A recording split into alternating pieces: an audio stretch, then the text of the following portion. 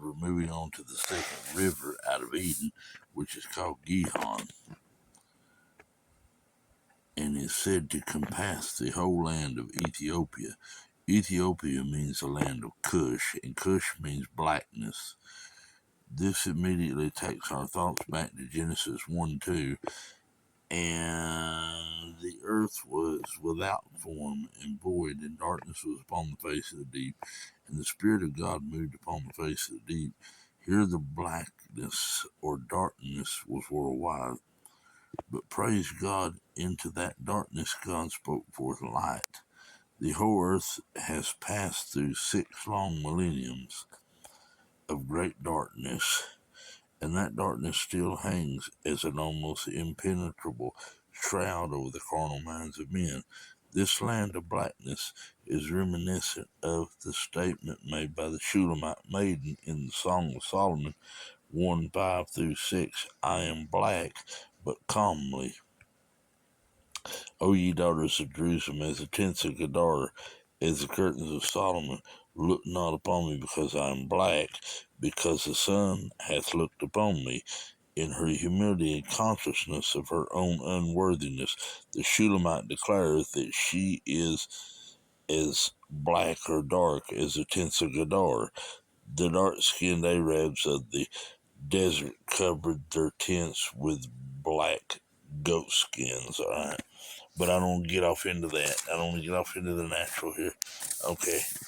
But they who shall make up the elect shall not be content with a mere vision of Christ and the glories of sonship in him.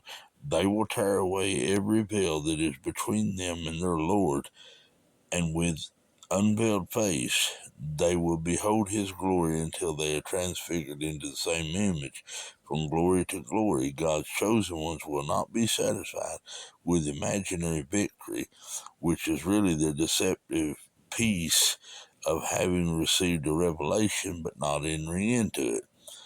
They will strengthen themselves in the Lord and put on the whole armor of God. They will fight the good fight and finish the course, and they will not mistake the call and revelation of sonship for possession. They will not be content with visions and passing glimpses of the land of promise, but by faith will walk up and down through the land and begin to possess their possessions. They will become more than conquerors through him who loved them. God is today doing a marvelous work among the apprehended sons of God who are learning to live and walk in the heavenlies. At the same time, darkness has descended upon the earth dwellers and gross darkness upon the people. We are indeed living in momentous hours. The great Babylonish image seen by Nebuchadnezzar of old is now standing but shakily on its 2 unsubstantial feet of iron and clay. A spirit of stupidity has fallen upon the leaders of the world, and a spirit of deception upon its peoples. Men and nations have become lovers of themselves, covetous, boasters, proud, blasphemous, disobedient to parents, unthankful, unholy, truce breakers, false accusers, incontinent, fierce, despisers of those that are good, traitors, high-minded, lovers of pleasure more than lovers of God, having a form of godliness but denying the power thereof. From such ye are to turn away. 2 Timothy 3:2-5. God's are doing a high calling in this time, folks. Ye are the children of the light, and the children of the day. We are not of the night nor of the darkness. Therefore let us not sleep as do others, but let us watch and be sober. 1 Thessalonians 5:5-6. I have a strong conviction that the night is far spent and the day is at hand. We must now obey the command of the Spirit through the prophet Isaiah. Arise, shine, for thy light is come. It is manifested, and the glory of the Lord is risen upon thee. For behold, darkness shall cover the earth, and gross darkness the people. But the Lord shall arise upon thee, and his glory shall be seen upon thee. Isaiah 60:1-2. We must arise and shine and lead the way for all who will follow. And thank God, this light of His glory upon His sons will shine even until the thick darkness that can be felt upon all nations shall be dispersed. For the city had no need of the sun, neither of the moon to shine in it, and the glory of God did lighten it, and the Lamb is the light thereof.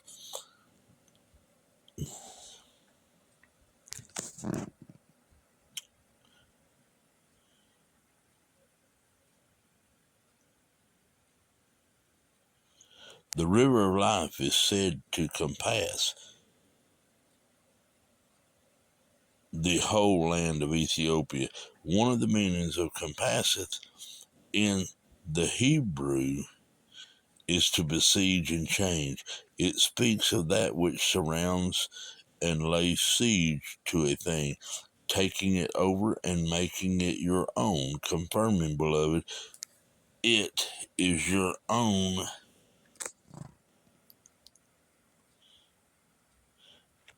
It to your own ideal. God is preparing a light people, a many membered Son of Righteousness, to arise and shine in such a fullness of God's glory that the light will lay siege to the terrible darkness of this wicked age, swallowing up the darkness until there shall be no more night. Not only in the city of God, but among all the nations that walk in the dazzling light of that holy city, and ultimately no more night anywhere, forever, as God becomes all in all. And all this the result of that glorious river that compasseth the whole land of Ethiopia, the whole realm of blackness and darkness. Blessed be the name of the Lord. This is, of course, first becomes reality in the first fruit company, and God is working it in us in this very day we speak of right now. You be blessed for this search, for this second river, the things we have seen today. Um, if you want some more references, Revelation 21, 23 to 25 gives you some good stuff. When our hearts shall really draw near to the Lord and we begin to breathe the pure air of His presence and to see the light in His light, we see our own unworthiness. We hear our own words. We behold our own actions. And but for His sustaining grace, we should faint with dismay and distress. Words and actions, feelings and motives, desires, emotions, which appeared worthy and harmless when we compared ourselves among ourselves and measured ourselves by ourselves, stand out in all their imperfection and sin marred darkness. How vain is the self complacency and confidence of him who has not had a vision of Christ and a revelation of His high calling.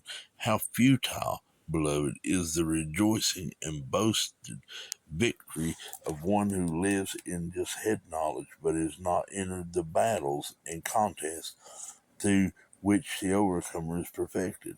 How childish and foolish the assumption of knowledge and attainment in him who has only viewed the land of promises and privileges from the mountain, and who has never walked up and down in the land.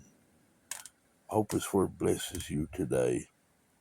There was a great and wonderful day when Israel was preparing to leave Egypt, beloved, when a great event happened that has its parallel in our day. Just before the Passover, when the firstborn of every household was sealed, Moses stretched forth his hand toward heaven, and there was a thick darkness in Egypt for 3 days and nights. This they saw not one another, neither could any find his way. It was darkness that could be felt, but all the children of Israel had light in their dwellings. Exodus 10:21 through 23.